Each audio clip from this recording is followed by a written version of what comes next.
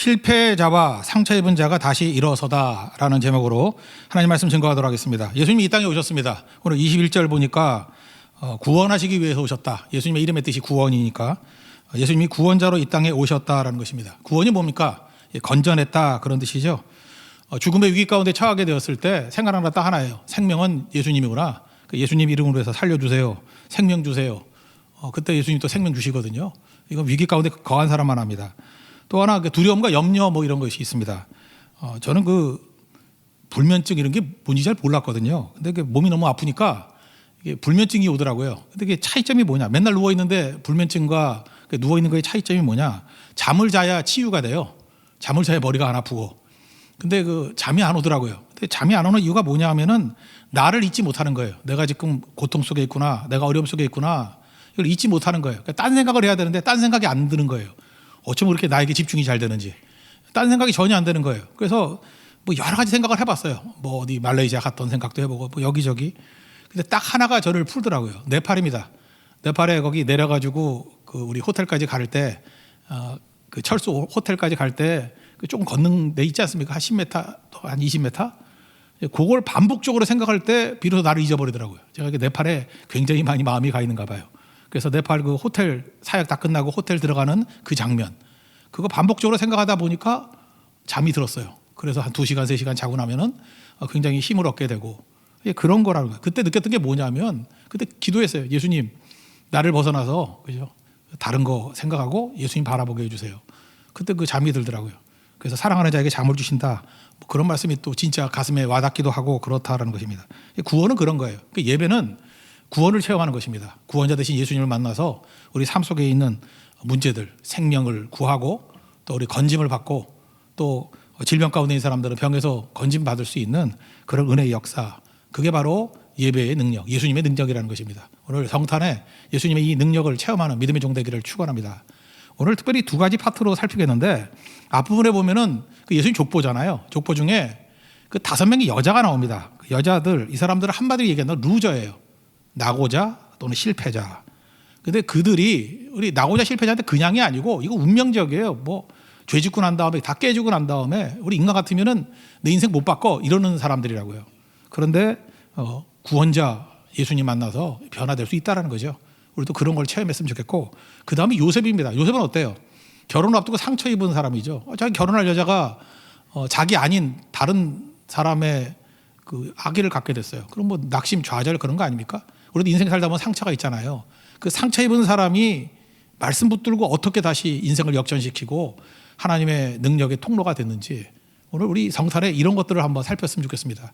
그래서 상처 입은 자, 실패자, 상처 입은 자, 다시 일어서다. 그것이 우리의 모습이 되기를 원합니다. 첫 번째 5명의 여자들인데 루저, 실패자, 낙오자라 그랬죠. 우리 루저라는 말 많이 쓰는데 루저의 반대말은 위너죠. 여기서 위너라고 생각하는 사람이 몇 명이나 되겠어요? 1명, 2명? 대부분은 사실은 비교하는 개념이니까 나는 실패했다, 나는 문제다 이런 생각이 든다는 것입니다. 그런데 예수님 만나보십시오. 어떤 조건 속에서 다시 일어날 수 있고 상황에 관계없이 승리할 수 있다는 것입니다. 여기 5명의 여자가 나오는데 첫 번째 3절에 다말 나오죠. 다말 아시죠? 야곱의 넷째 아들이 유다잖아요. 유다의 며느리였습니다. 며느리. 근데 유다의 첫 번째 아들 죽고 형사 쉬수제라 그러죠. 둘째 아들한테 가니까 또 둘째 아들도 죽고. 그러니까 이 여자, 우리 한국말도 그런 말 있잖아요. 남편 잡아먹는 여자라고. 셋째 아들 안 줬어요. 그랬더니 화가 나는지 장깨를 써가지고 자기를 창기 모습으로 변장해가지고 시아버지하고 사이에서 애를 낳죠. 그게 이제 베레스 세라 여기 나오지 않습니까? 그런 거. 그러니까 이게 무슨 얘기입니까? 이게 말도 안 되는 얘기잖아요. 말도 안 되는 얘기. 그죠? 이게 핵에 망측한 일들. 우리 인생도 그렇죠. 이렇게 역기능적인 가정에 있어서 가정 얘기하면은 말을 못하는 사람이 있어요. 안 하는 게 아니에요. 차마 입에서 말을 할 수가 없는 거예요. 이거 말하면은 사람들이 이해도 못하고 납득도 못하고 그게 말이 돼 그런다고요. 우리 인생에 그런 사람도 있다고요. 다말같이 말이 안 되는 가정이에요.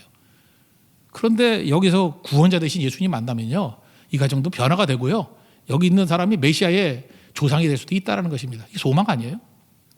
여기에 많은 다말이 있을 줄 압니다. 다말도 변화됩니다. 메시아의 조상이 된다는 거예요. 그런 걸 붙들고 일어설 수 있는 종이 되기를 원합니다. 또 하나는 5절에는 라합인데, 라합은 여리고성 무너질 때 나오는 여자 아닙니까? 기생 라합. 정상껏 숨겨져가지고 구원받은 사람, 자기뿐만 아니라 온 가족 다 구원받은 사람. 근데 여기는 직업이 뭐예요? 기생이죠. 도덕적으로 별로 안 좋은 것 같이 느껴지지 않습니까? 그럼에도 불구하고 다시 구원받았어요. 우리 가운데도 그래요. 과거 때문에 걱정하는 사람이 있어요. 교회 가가지고 혹시 과거에 내 어떤 안 좋은 직업에 있었을 때 만났던 사람 또 만나면 어떡하나. 실제로 만났던 사람도 있고 그래요. 그러나 예수님 만나면 다 뒤집히는 거예요. 과거가 무슨 문제입니까? 예수님은 어떤 과거도 뒤집을 수 있는 능력이 있으니까. 우리 뭐 과거 좋은 사람이 누가 있다. 다 죄인들인데. 그게 바로 라합이었다는 것입니다. 또 세 번째가 룻인데 룻은 5절에 나오죠. 모압 여인이고 이방인이고. 룻은 도덕적으로는 좀 문제가 없었던 것 같아요. 그죠? 그렇지만 그 불쌍한 여자죠. 이방 여인이고 시어머니 나오미 데리고 와가지고 이삭 죽게 했다는 얘기는 무슨 얘기입니까? 거지란 뜻이에요. 거지. 아무것도 먹을 게 없었다. 근데 구원자 대신 예수님 만나게 되니까 보아스 만나서 결혼해서 메시아의 조상이 되잖아요. 다윗의 조상 되잖아요. 그 다음 나오는 게 이제 우리아의 아내. 이름도 안 나와요. 우리아의 아내가 누구예요? 6절에. 바세바죠. 죄를 지었습니다. 그러니까 죄 지으면 끝난다고 생각하는데 우리가 믿는 하나님은 죄를 뛰어넘는 은혜를 주시는 분이라는 거예요. 만약에 죄에서 끝난다 그러면 우리 가운데 죄인 아닌 사람이 누가 있습니까? 구원받을 사람이 누가 있어요? 다 무너져 버리죠.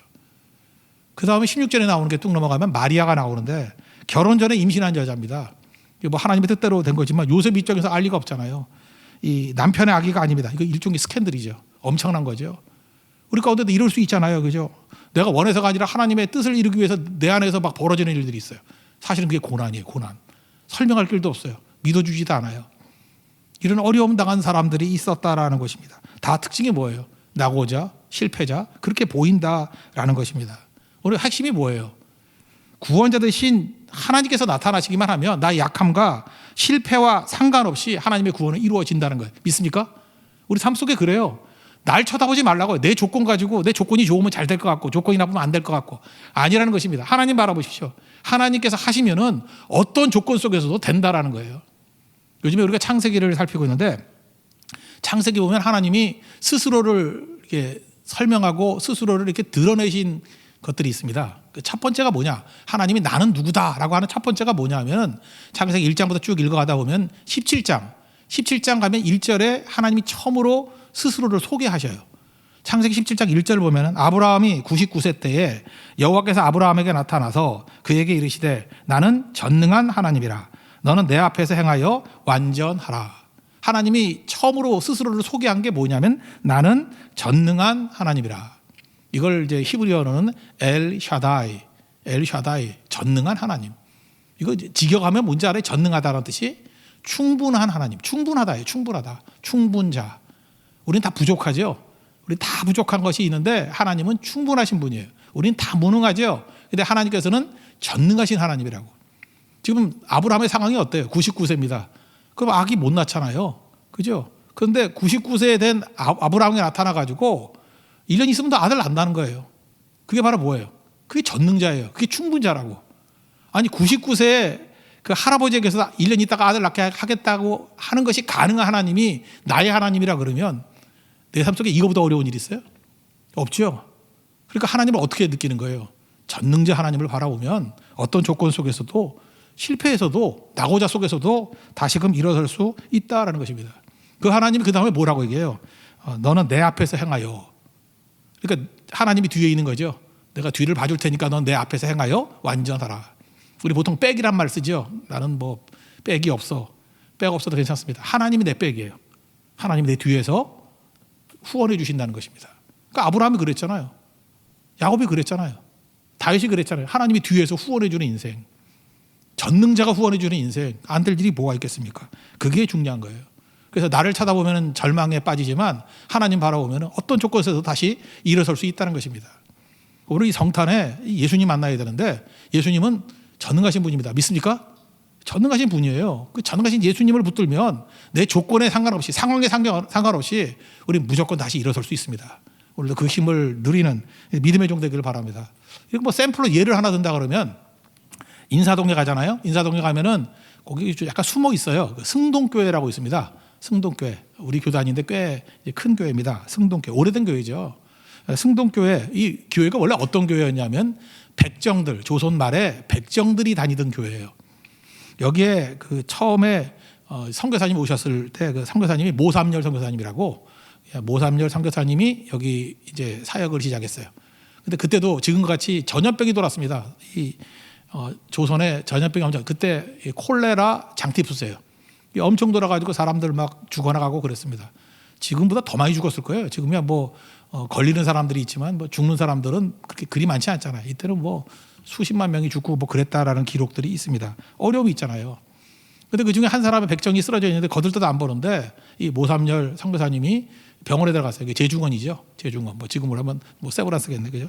뭐 세브란스 아닌가? 서울대학병원이고 뭐 어딘지 뭐 하여튼 제중원. 거기를 이제 데려가서 치료를 받게 되었습니다. 얼마나 감사해요. 죽을 뻔한 사람이 살아났죠. 이게 구원이죠. 복음은 구원이에요, 진짜. 사람들 살리게 됐다라는 것입니다. 그러다 보니까 백정들에게 이름도 없거든요. 성도 없거든요. 이름만 있어요. 그냥 막 험하게 부르는 이름. 그래서 그때 성을 붙이고 이름을 처음으로 붙여줬습니다. 그 이름이 박성춘. 그래서 백정이 성을 갖게 됐어요. 박성춘. 그러니까 알겠죠? 이게 뭐 백정이나 이런 천민들이 마지막에는 그 이름, 흔한 이름 막 갖다 붙였거든, 성을. 그래서 왜 김씨가 많고 이씨가 많고 박씨가 많은지 알겠죠? 내가 볼 때 이 박씨 중에 한 80%는 다 짝퉁 박씨예요. 그죠? 이렇게 막 갖다 붙인 거. 김씨가 많은 이유가 그거래요. 그래서 많이 갖다 붙인 거. 그래서 김이박, 최, 뭐 박 이렇게 되게 많은 거예요. 그죠?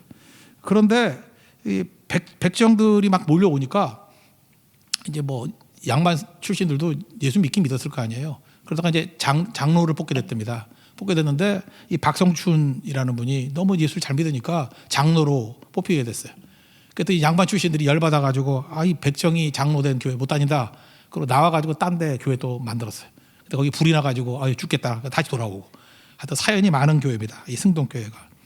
그러다가 이 박성춘이라는 분의 아들이 태어나는데 이 아들이 아버지 죽을 뻔했다 살았던 그런 그 의사, 참 중요하구나. 나도 의사가 돼야지. 그래서 의사, 최초의 의사가 돼요. 백정의 아들이 의사가 됩니다. 이 사람이 서양 의사 1호예요. 1호.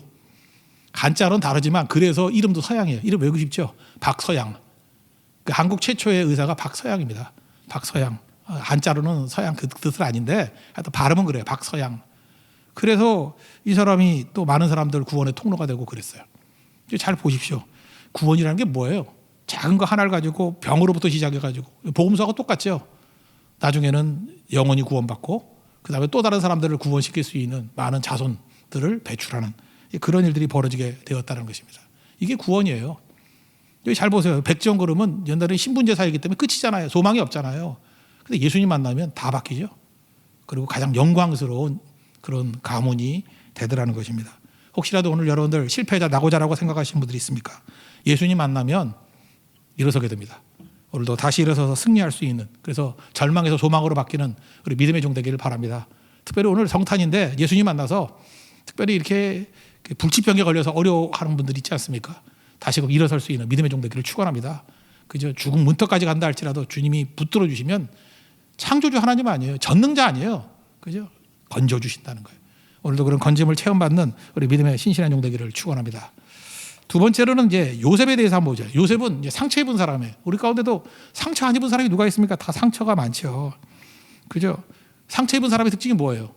분노심. 그죠? 분노심. 그리고 파괴 본능. 뭐 막 파괴하다가 마지막에 나까지도 파괴하고 싶다. 뭐 그런 거 아니에요? 이게 상처거든요. 결혼을 앞뒀습니다. 결혼 앞뒀으면 얼마나 기대감이 있겠어요. 그죠? 행복하고 막 그러겠죠. 그런데 이게 다 뒤집히는 거예요. 자기가 결혼할 여자가 다른 남자의 아이를 가진 거예요. 그죠? 그렇게밖에 이해 못 하잖아요. 자기하고는 관계를 망하겠으니까. 얼마나 상처가 심하겠습니까? 그러니까 분노심, 파괴할 마음 뭐 이런 게 생기겠죠. 그런데 중요한 게 뭐냐면 요셉 같은 자세가 되게 중요한 것 같아요. 요셉은 달랐다라는 거예요. 19절인데 이게 참 복이에요, 복. 19절을 한번 다 같이 읽겠습니다. 시작. 그의 남편 요셉은 의로운 사람이라 그를 드러내지 아니하고 가만히 끊고자 하여 상처받은 대로 막 행동하지 않았다라는 것입니다. 그는 그저 이렇게 아브라함 같이 하나님 앞에서 행동했어요. 하나님 앞에서. 그죠? 하나님 앞에서. 하나님 앞에서 믿음 가운데 생활을 했겠죠. 그러니까 어떻게 해요? 의로운 사람이라 그랬는데 의로운 사람이라는 뜻이 뭐냐면 믿는 자다 그런 뜻이에요. 그러니까 하나님 앞에서 살아가는 사람이다. 그런 뜻이라는 것입니다. 그 다음에 또 하나가 뭐예요? 드러내지 아니하고. 여러분 다른 사람의 허물을 막 드러내다가 망한 사람 있죠? 노아의 아들, 둘째 아들 함. 그러다가 뭐 그 자손 다 망했잖아요. 그죠? 우리 가운데도 그래요. 너무 화가 나면 다른 사람의 약점 폭로하고 막 드러내고 조롱하고 공격하고 그럴 마음이 있다고. 저는 그런 걸 참 봐요. 그죠? 이렇게 주변 사람들 보면은 자꾸 다른 사람 약점 공격하고 드러내고 뭐 욕하는 걸 너무 즐거워하고 끝이 안 좋아요. 하나님께서 그런 사람들 복 주시지 않잖아요.